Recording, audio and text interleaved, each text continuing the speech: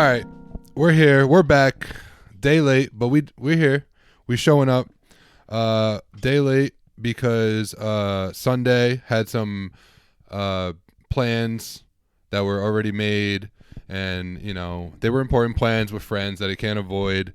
What were those plans? It was our final Fire Tower hike for this Fire Tower challenge we were doing.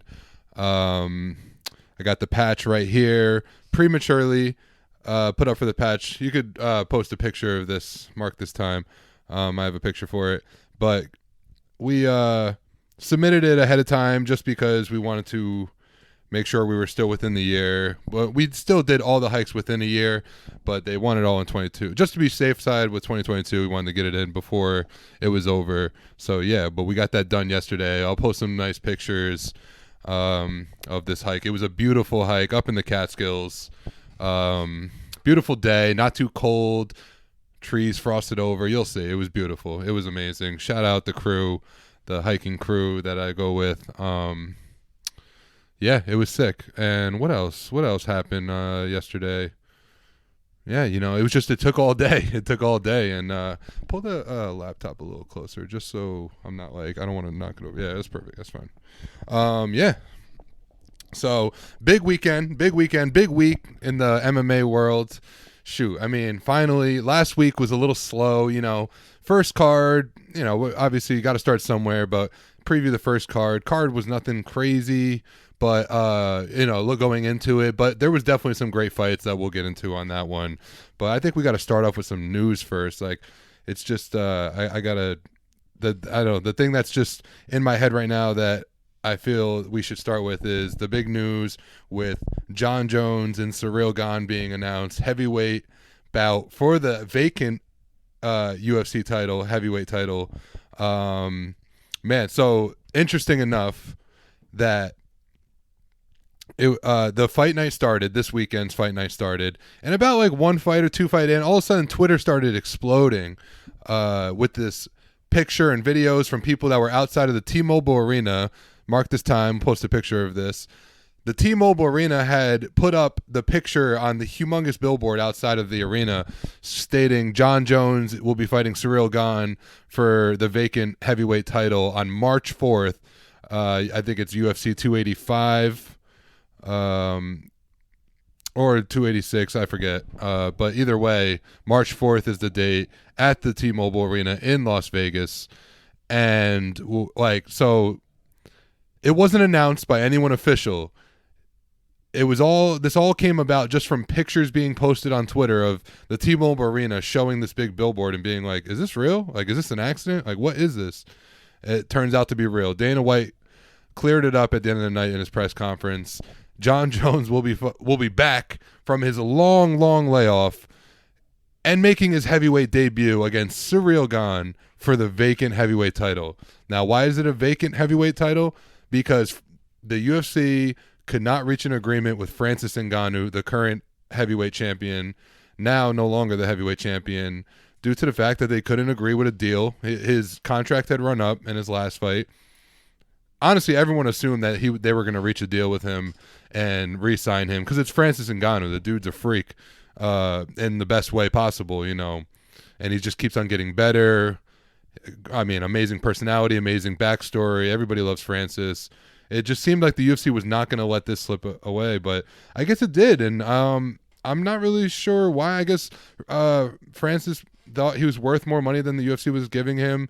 Dana White said that they did offer him an amount that was going to make him the highest paid heavyweight in UFC history. Now, that's notice that it's highest paid heavyweight, not fighter. Does he deserve it? Obviously, it's going to be hard to beat Conor McGregor. That guy has brought a different level of excitement to the sport. And granted, I mean, Francis is almost right there as far as excitement, just off his style, his physique, like just, you know, heavyweight. It's just, you know, it's pretty close when it comes to just like, you know, big time stuff. But yeah, they couldn't reach the deal. Francis Ngannou and the UFC have parted ways, which is crazy, and we'll see what happens next with Francis. Is he going to go boxing? Is he going to go into another MMA promotion? We shall see what happens with that. But Now, I mean, that's huge news. And even bigger news, now we get to see Jon Jones come back, and he's going to take on Cyril Gane. And that is a very interesting matchup. I guess part of the reason why it's so interesting too is we've never seen Jon Jones at heavyweight. On this long layoff, he has been training intensely hard to get his weight up and feel comfortable at heavyweight. He looks great at heavyweight. He looks still fast, still more powerful than ever. And this is a crazy matchup because he's taking on Cyril Gane, who is a natural heavyweight, huge guy in general, but is also moves like a middleweight, just light on his feet, is just like a all kickboxing style fighter. Strike heavy, not a lot of grappling in his game, which that to me it might be the Jon Jones path to victory. But I think that Jon is going to test out the striking and the power to begin with. And I mean, we're going to get to that when it comes closer to time, but I just, got to get that news out there. Jon Jones is back. It's going down in Vegas, March 4th. Exciting stuff. I mean, everyone in the MMA community has been wondering when Jon Jones was going to return. Jon Jones is known as the GOAT to many people. He's the youngest UFC champion to date, winning the belt at 21 years old and now making his heavyweight debut. It's just exciting stuff, and that's just going to be a hell of a build-up to that fight. It's coming right around the corner, like I said, March 4th. I mean, what is that now? We're looking at like under 2 months, almost damn near like a month and a couple weeks away. It's going to be crazy, man. So I can't wait to see the build-up to that one. It's just going to be good to see Jon Jones back in the media doing his rounds, all the stuff. Cyril Gane, very lovable fighter from France. It's gonna make for a spectacular night.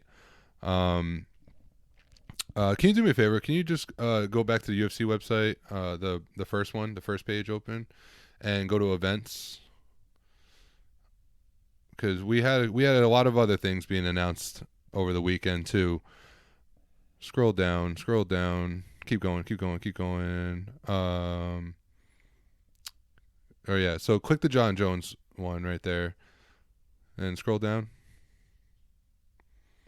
See, I didn't have a chance to have keep going. I didn't have it. All right, that's all they have listed for that one. But another one that was announced was a couple of things were announced. I guess we'll start with Leon Edwards and Kamaru Usman rematch has been announced. That's going to take place 2 weeks after that date. So not March 11th, but March 18th. That's going to take place at the O2 Arena in London. So Leon Edwards coming home. The date is set. The fight is set. Dana White has also announced this. Leon Edwards will be taking on Kamaru Usman for the rematch. We all know how the first one went down. Kamaru Usman, pretty dominant performance until he got knocked out with that head kick. Moment of the year last year. And now Leon gets to come home to London, where he's based out of, and, fight the rematch. So that's going to be interesting as well. Leon probably going to be tremendously more confident coming off that knockout win. He looks great. He sounds great in the media. I'm excited with that one too. I can only imagine what that arena is going to be like. And the other announcement for the co-main event of that night is going to be Rafael Fiziev taking on Justin Gaethje. So, Jesus Christ, that is amazing fight right there. And, I mean, what more needs to be said about that one? The ones that are familiar with, I mean, we all know Justin Gaethje.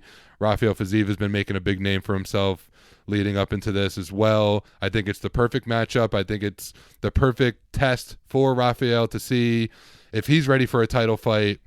Who knows? Possibly next after this Islam Makhachev taking on Volkanovski in February fight out of Perth, Australia.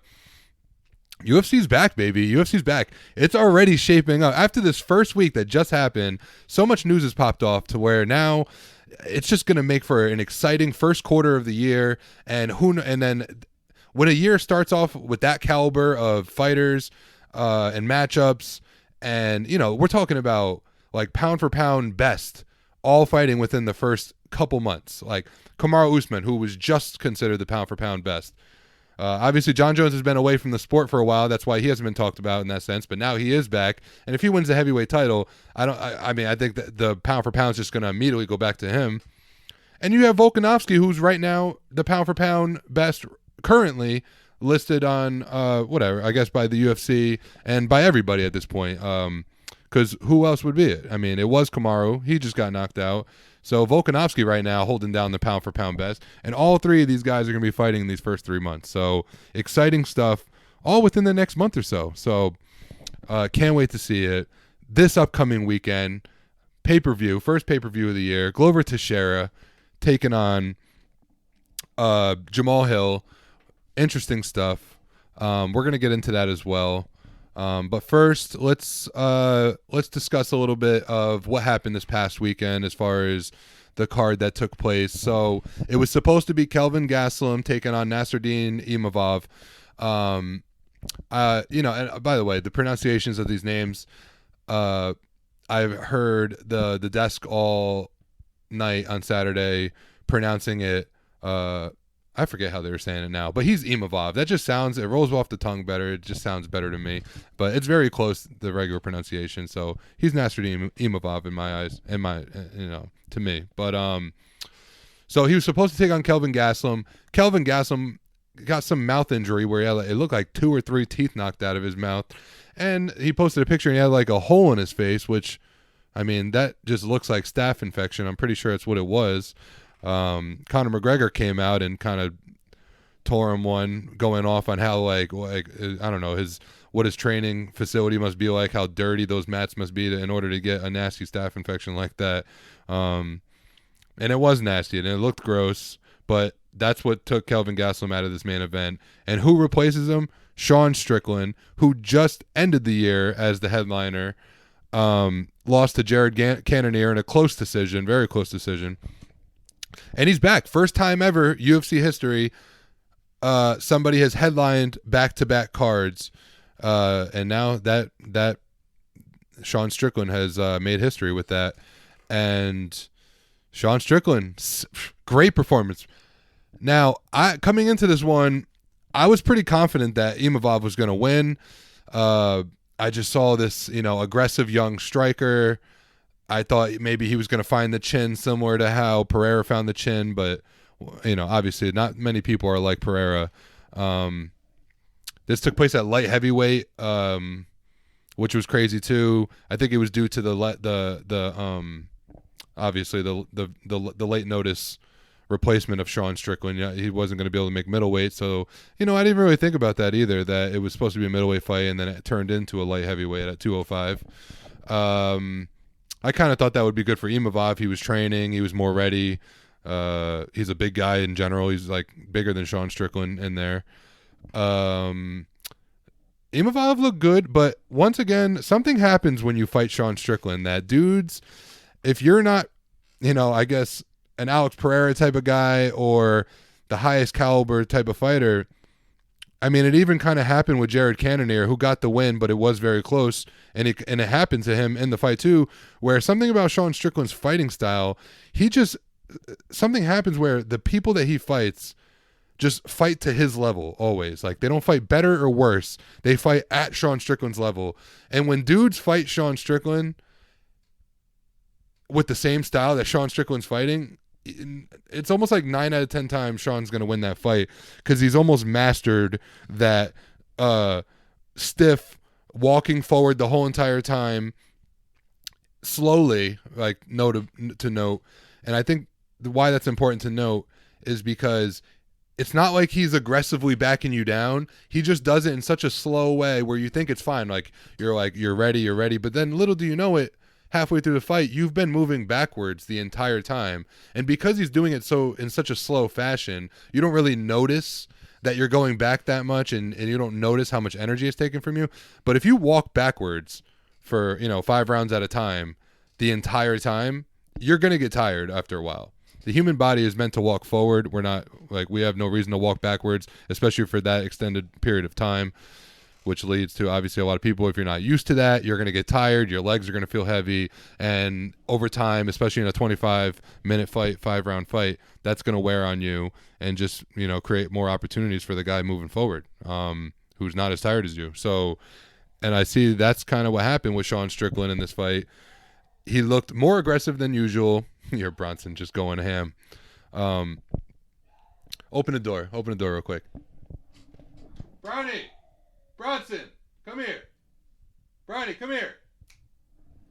Had to lock the dogs out because they were starting to knock things around, and now he's downstairs howling.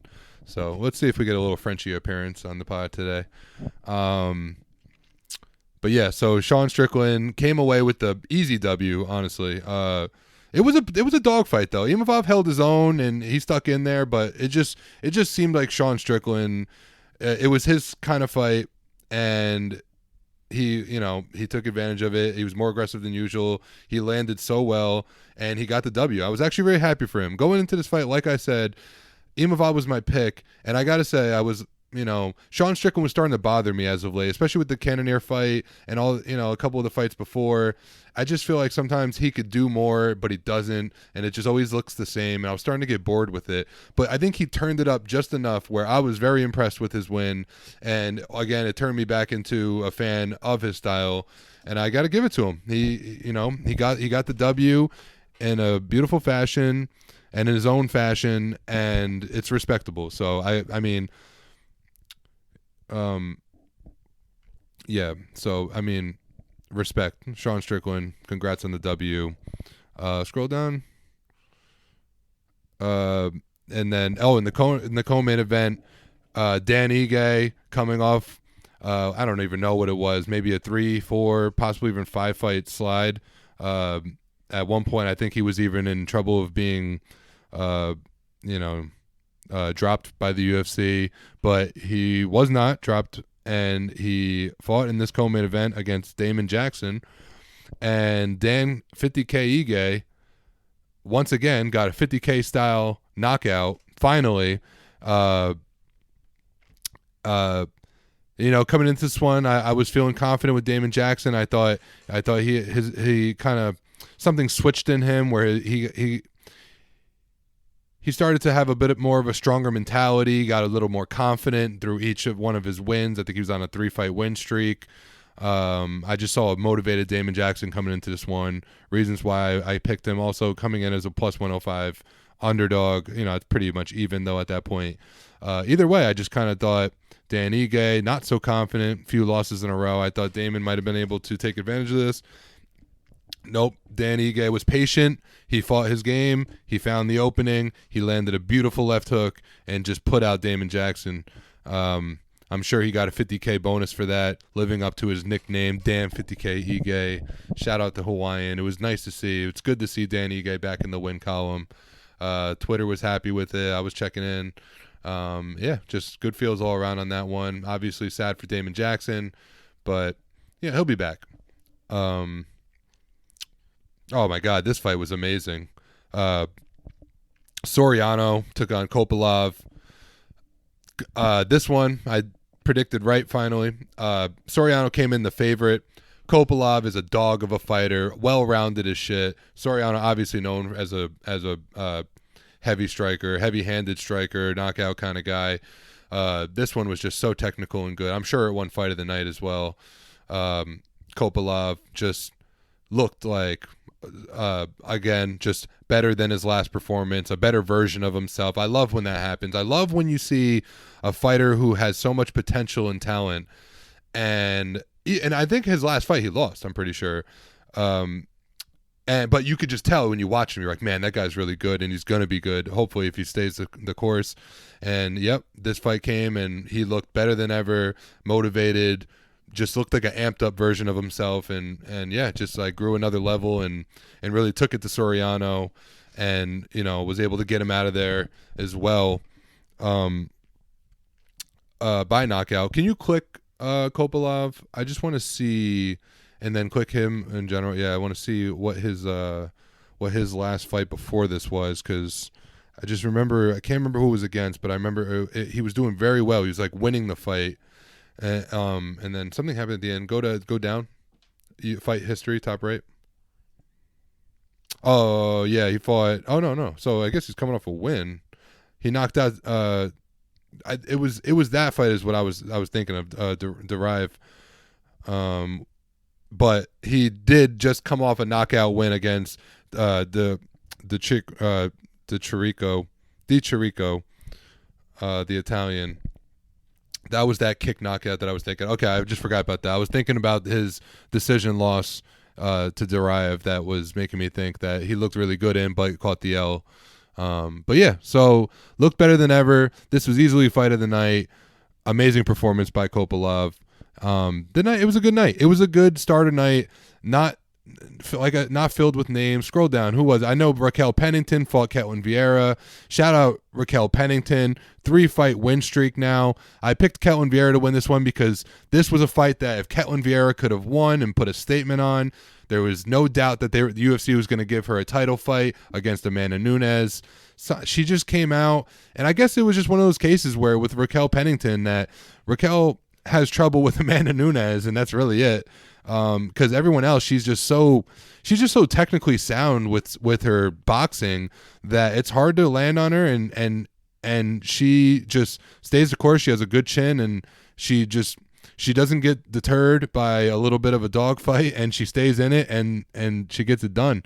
And this one, she got it done. It was a split decision. I thought Raquel Pennington, kind of just going off the eye test alone, definitely deserved the win.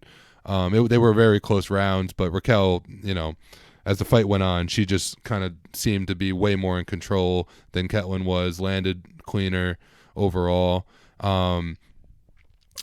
And yeah, so shout out Raquel Pennington, 3 fights in a row. Does this get her a rematch with Amanda? I don't know. I think maybe there could be other plans with Amanda. Who knows? But we'll see. I mean, it would be deserved if they did. So it's just kind of more like we know what happened that first fight. It'd be weird. It'd be, and also Raquel kind of came in looking a little out of shape in this one too. I wasn't sure how motivated she was, but that doesn't matter because it was impressive that she was able to, use her talent and skill alone to just take out a girl like Ketlin Vieira, who is a dangerous, huge opponent. So yeah, that was a great one as well. And this night the main card was started off with a banger with Umar Nurmagomedov taking on Raoni Barcelos. Umar, I think he closed in as a -1050 favorite in this one. And I guess rightfully so, because obviously Umar very skilled in the feet and with the on the feet, but I was like looking at it, I was like, this is going to be one of those cases where he reels you in with the striking, and then when you feel confident enough, he'll take you down and he'll get it done on the ground. Nope, he stayed standing the whole time, and then Raoni Barcelos threw, I think it was a kick, he caught it and just threw this beautiful little tight check hook. It wasn't even hard. And his striking looked phenomenal. It was crispy, but this one was just it was just a counter. It was just a reaction, short little check left hook, and it put Barcelos out, like lights out. Not TKO, straight KO, and it was an impressive win. Man, they're going to start. It's going to be interesting seeing Umar go up in the rankings in the bantamweight division. Bantamweight is stacked right now, man. So, like I said, it's a fun card. Great night. A lot of news came with it. Like I said, the whole Jon Jones incident, all that stuff. So exciting stuff. And yeah, the prelims didn't disappoint. Javid Basharat, Mendonica, that was a great fight. It was a great matchup, I should say. Mendonica was just coming off the Contender Series impressive win. I was talking about it the night of, saying how much I liked his fight in the Contender Series, and I couldn't wait to see him in the UFC. But when I saw he was taking on Bashar, I was like, damn, just right away feeding him to the wolves. And I was talking about this with my boy Manny, how it almost like sucks when you're that good coming into the UFC, because the UFC doesn't give you no easy. Like if you're unknown and you're highly talented, the UFC just puts you up against killers right away. Like straight savage prospect killers. And they almost say like, listen, you're not known, but you're highly talented. If you could beat these guys, then you're going to have no problem getting notoriety and going far in this organization. Like it's just going to get easier for you as it goes on. That's what it seems like the UFC does. If you are well known and you're like Paddy Pimblett or something and you're a superstar, coming into the UFC, they almost take the approach of let's feed him some, some decent talent, but like not, some not so well known, or maybe some known names that aren't that highly talented that he'll be able to beat, and you could build him as a superstar trying to get that next Conor McGregor or something. But if you're a no name that's just highly talented, I feel so bad for you because you just have to fight nothing but savages in the beginning of your UFC career until finally you get a little bit of notoriety and they say, all right, you've earned your chance to fight top 10 guys and all that type of stuff. So, and Basharat, that's what he did in this one. He took on a young lion, and he's been taking on nothing but young lions. And he started off very very exciting on the feet and everything, and then Madonica just did not go away, and that's when Basharat just had to implement his grappling and get it done that way. It was just a fight worth mentioning because those are just two super highly talented guys, man. And the more like I'm seeing the next fight, I want to move on to the pay-per-view, but and also this one is worth noting because now I'm just looking at it, and I'd be so mad if I didn't mention it now, so I'm happy I saw it. But Abdul Razak Alasan took on Claudio Ribeiro. Mark this, I want to post a picture of Ribeiro before this fight. I don't know who it was. It was like one of his trainers, but it's just this woman, and she was just super intense, bro. Like, was just in his face, like hyping him up, like talking to him, but she just looked so intense. And she probably talked to him for a solid like 40 seconds straight. It was just like we're all just sitting there like watching, like, all right, like, but it was just hilarious though. Just her face was like, it was just super intense. But I mean, again, like two like heavy hitting motherfuckers coming into this one. Abdul Razak Alasan coming into this was like 11-5, and all 11 of his wins were first round knockouts. So that just kind of shows you the kind of fighter he is right there. Like, all right, so we're expecting pretty much a first round knockout in this one. Claudio was able to avoid it until he didn't, which it granted, props, he got out into the second round, but very quickly in the second round, Abdul found that fucking chin and put his lights out. Went off in the post, in the press conference after on, what's his name? New Mansa. Why am I drawing a blank here? It's going to hit me. Fuck. Why am I drawing a blank on his name? Just lost the action, man. Ah, fuck. Look up, just Google New Mansa UFC. New, and then MANSA. Joaquin Buckley. Yeah, Jesus Christ. Why am I drawing a blank on Joaquin's name? Yeah, I guess they had a first fight. I think Joaquin pulled out like a decision, kind of like Abdul was like really, I don't know, he was just going off in the press conference, calling him a bitch, going crazy, just repeating himself how he wants that rematch and he thinks that dude's a bitch and how much he hated him and all that stuff. It was just interesting, but yeah, I think it's time to start previewing this this UFC 283 card. What was it, 30? Cool. Perfect. Yeah, man. So first pay-per-view of the year, UFC going to Brazil, Rio de Janeiro. Glover Teixeira headlining against Jamal Hill. Now, light heavyweight, we all know the story at this point. I mean, it's kind of a crazy, weird story. It's been all over the place, but let's see. Where does it start? It was Glover Teixeira became champion. Shout out Glover, trains out of Danbury, Connecticut, right up the road from here.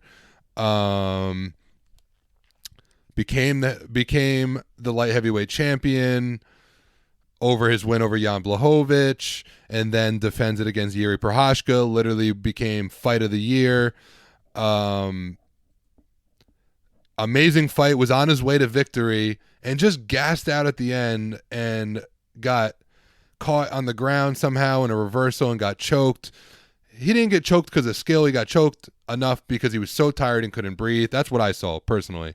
Everybody was trying to give Yuri submission of the year because they were like, oh, he choked out Glover Teixeira. I'm like, he choked out Glover Teixeira in the 5th round of a fight that he was gasping for air, and he didn't choke him out of skill. I mean, obviously, it takes skill to reverse a guy, but when you're that tired, if someone gets a hold of your neck in any sort of way, it's going to be a lot easier to choke. He's not a better grappler than Glover. He just caught him in a really weak point at the very end of the fight. Still deserves respect for it to Yuri, but Yuri Prochazka became champion, and then Yuri was supposed to take a rematch Glover, and then Yuri Prochazka had a devastating shoulder injury where he required some really intensive surgery. We don't even know how he'll come back from that. I mean, he's planning on it. It's going to be a long road back, but he'll be back. Dana's already said when he does, he'll get the first title fight. But it was so bad that he had to vacate, and then Glover said no because he didn't want to fight Magomed Ankalaev. So then they brought up Jan Blachowicz to fight Magomed Ankalaev. And then what happens? They have a good fight, but it goes to decision, and it becomes a draw. So now it's a draw on a vacant title fight. So what does that mean? It means the title's still vacant. Dana didn't want to put either of those guys back in the fight. So now here goes Glover Teixeira getting his second chance again, or third chance. And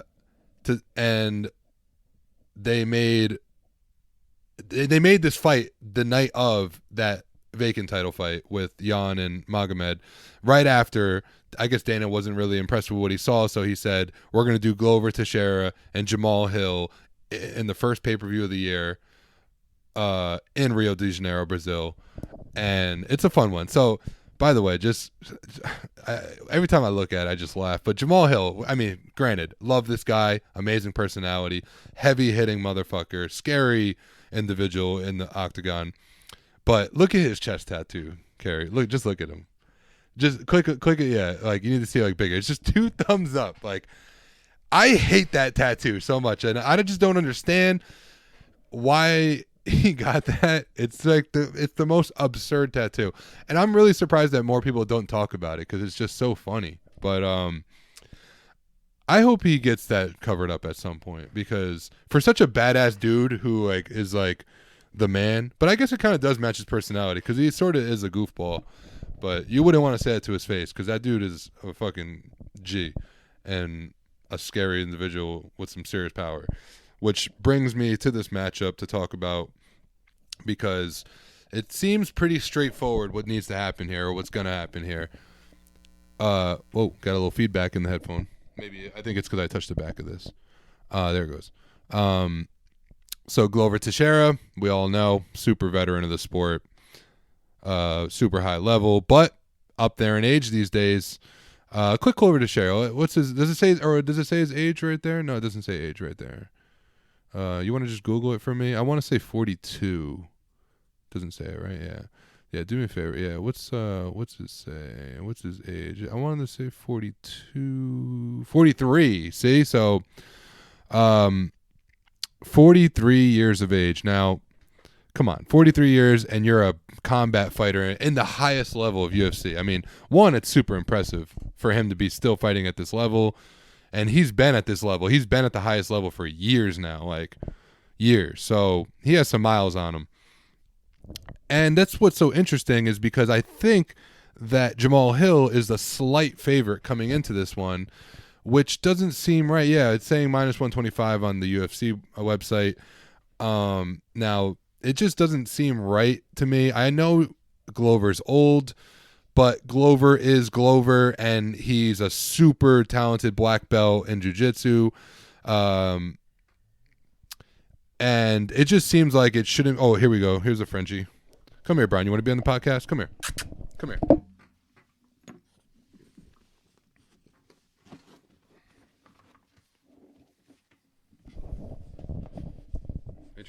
Introduce yourself. Got the little snorts on there. All right, so this is Bronson. This is one of the 2 Frenchies. Say hi. All right. And I'm just gonna have nothing but white hairs on me after this too. He just sheds like crazy, this dog. And I'm wearing all black, which I know. I feel like I've been wearing black a lot in this, but it's not on purpose. But I don't know why. But now I have this dog on me with his nose dribble on the mic. Bronson, you're derailing the podcast right now. Jesus. And can you like sit down and get comfortable or something? This is crazy. Oh, let's just get a still for the thumbnail. All right, mark the time so I could find that somehow. So yeah, Glover Teixeira. It seems like it shouldn't be so hard for him to maybe take Jamal Hill down and get a win by submission, but obviously that's what everyone. This is the thing about the fight game, is that's probably so expected that Jamal Hill's going to train his takedown defense, and probably train nothing but that, because literally we know standing up how dangerous Jamal Hill is. So as far as that goes, his hands are always there. The power is always there.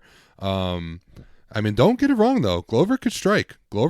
So you can't always be confident with Glover on the feet too. That's how he sets up his takedowns a lot of ways. He punches you in the fucking face and gets that takedown. But yeah, very interesting. It seems like Glover Teixeira's way to victory is through taking him down and getting a submission. Jamal Hill obviously looking for the knockout. Jamal Hill 11-1, impressive record right there. Just has some devastating knockouts in his fight history. Man, all right. Well, I'm gonna recap this at the end with my picks and everything, and that's how I'm gonna start doing it. I'm gonna recap all my picks at the end.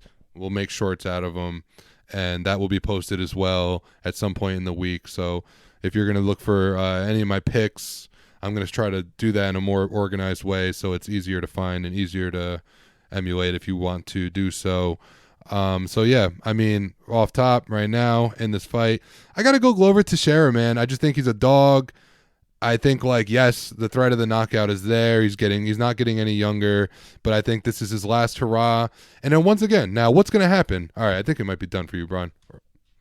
Or are you trying to go up on the table? This is crazy. Look at him. Look how brolic this thing. Yo, this dog gives me so much motivation. He's just like, look at that chest. Look at that chest. My man could bench press 2 plates easy. 225 all day. How many times, though, Brian? How many times do you think he could do it? Once, twice, 5? Dang, boy. Crazy. No, but yeah, so I'm going to go over to Teixeira just off straight veteran, years in the game. Don't jump off, please. All right, this is scaring me now. Hold on.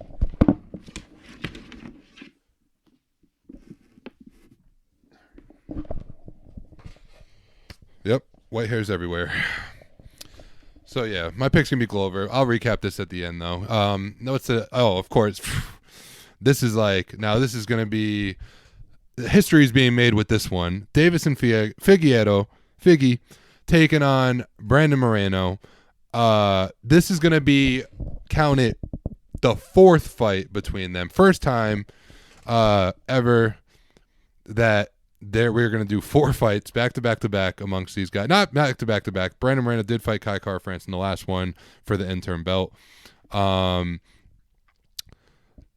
Now, this one, I mean, how do you even break this down? We have 3 fights between them that we could study, and even if you study those fights, you still couldn't tell me how it's going to go.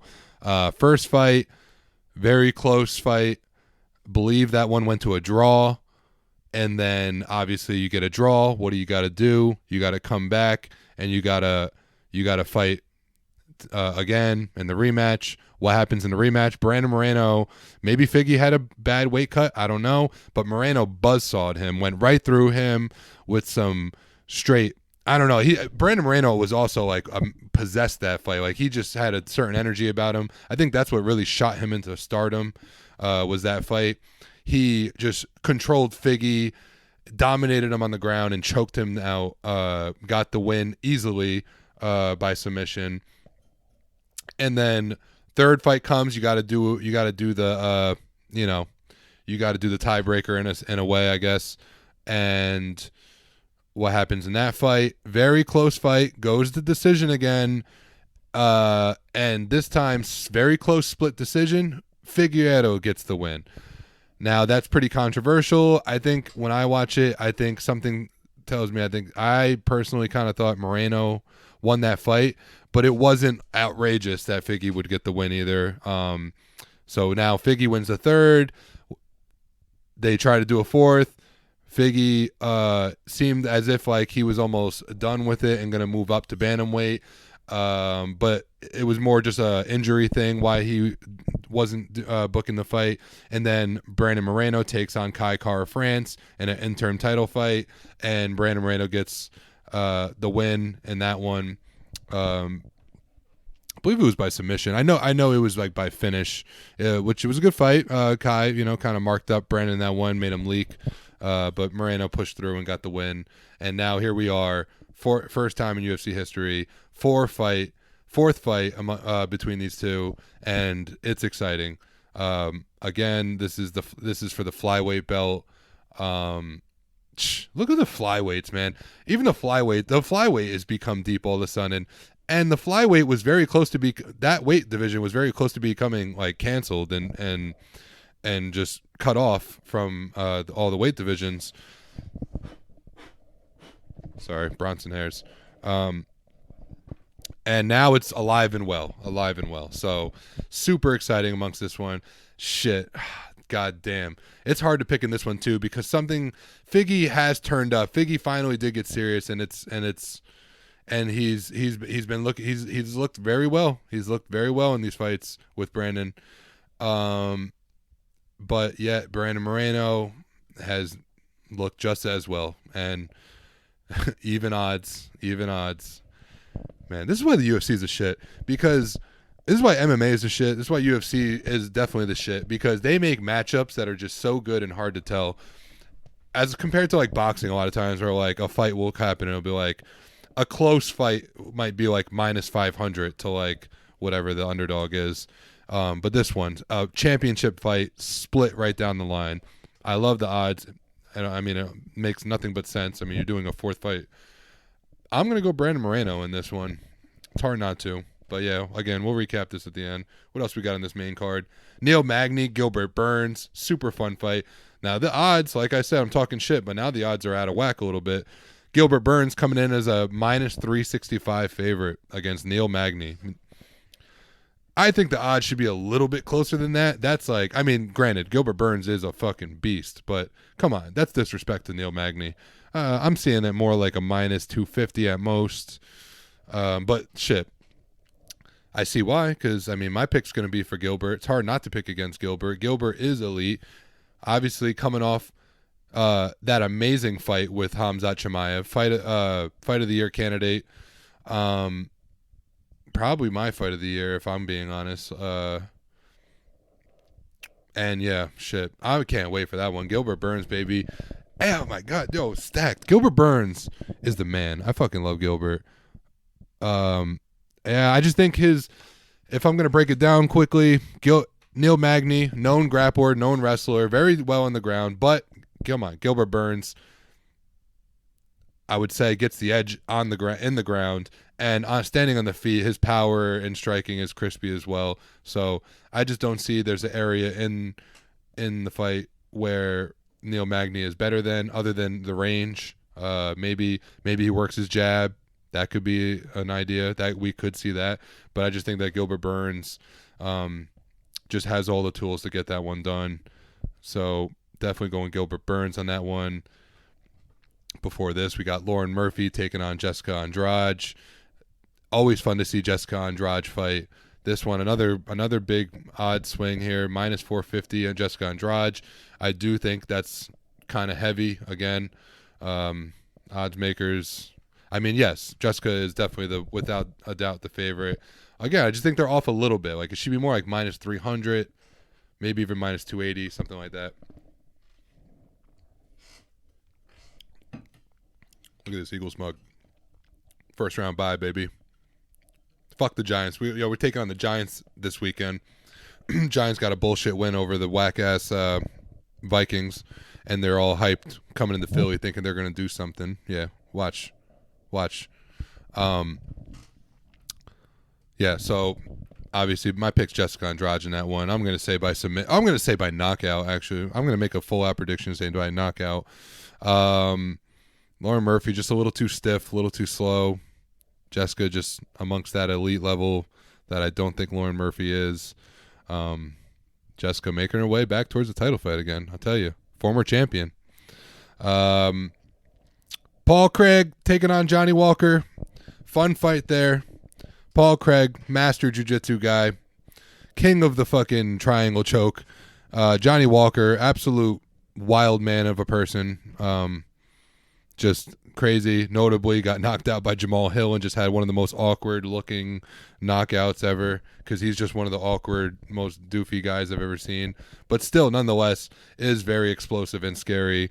Paul Craig, not known as a striker, so this could be an opportunity for Johnny Walker to get it done on the feet. What is the odds in that one? Wow, Johnny Walker minus 170. Yeah, probably because Paul Craig is not so much of a striker, and Johnny Walker is pretty explosive on the feet, could get it done by knockout. But Paul Craig, obviously on the ground, has that advantage. And Paul Craig, I could see him getting it done by submission this one. I gotta go Paul Craig. Paul Craig's my guy. I fucking love Paul Craig. And not just on some bias shit. I just don't really see that much from Johnny Walker as of late to tell me that he's, I don't know, like serious or like, you know, I just think he's very hit or miss. And Paul Craig, you know what you're getting with Paul Craig. Just due to that unknown factor with Johnny Walker, I got to go Paul Craig by submission.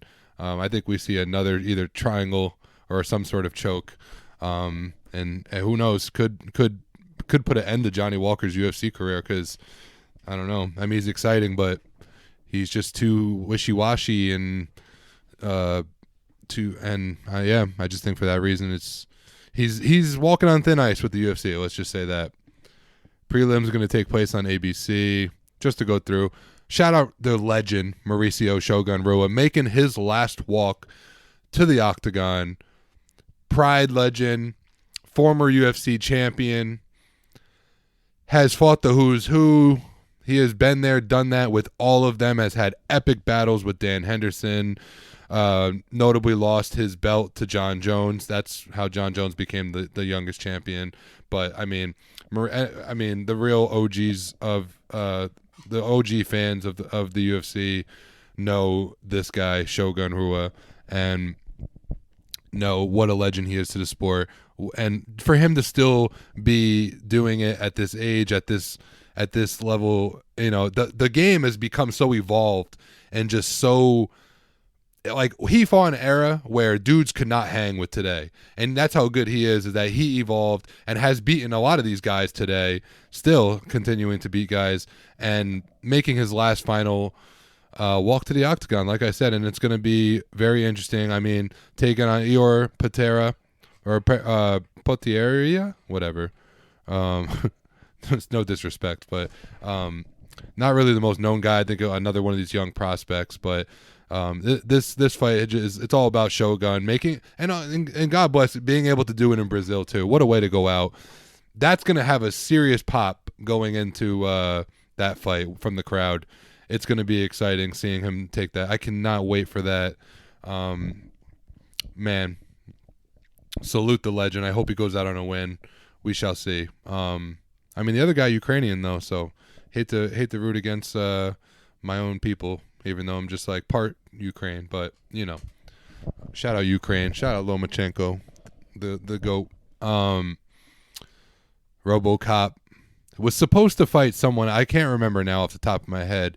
They had him scheduled to fight somebody, and it got canceled. Can you just Google his name? It might come up like when you Google who he was supposed to fight. Look, you see that cut that he got on his forehead? That was his last fight, and he won that fight. That cut is sick, right? That's so bad. It's so bad, bro. You could see his brain pretty much. That's like so gross. And you know, they call him RoboCop because he literally just keeps coming forward and he just destroys. And yeah, he got that nasty cut, living up to the name. No, now scroll down. Not in the pictures, like the page. Click Click that Tapology one, the second link. Maybe it'll show who he was supposed to fight. Go down. Down. Down. Oh, yeah, right there. Oh, yeah, he was supposed to fight Brad Tavares, which would have been such a sick fight, but now he's fighting Bruno Ferreira. Two Brazilians. Man, RoboCop, exciting guy. Yeah, so go back to the card. Just to see if there's any more exciting names coming in this one. Thiago Moises, we're all familiar with him. High-level guy. Keep going. Shamil. Okay, keep going. Oh, Munir Lazez, that's another young, promising prospect. What's going on with the early prelims? Cody Stamen fighting a new up-and-comer. Anything else in there? Terrence McKinney. Yes, shout out Terrence McKinney. Fighting a very formal opponent in Ismail Bonfim, another young prospect. But Terrence McKinney, exciting guy, man, exciting. Had that fight with Drew Dober, didn't go his way, but he put that Crimson Chin to the test, I'll tell you, and almost got it done. But Warley Alves, veteran of the sport. Okay, taking a Nicholas Dalby. Yeah, man, this is gonna be a good one. It's a good card, a great Brazilian card, filled with some great Brazilians and all sorts of talent. So it feels good. UFC's back, baby. Plenty of exciting stuff coming up in the future. Like I said, the Jon Jones news, Volkanovski right around the corner, taking on Islam Makhachev. Fucking A, maybe for the pound for pound title in that one. Yeah, man. Shit, I'm hyped up. I'm excited. I cannot wait for this weekend.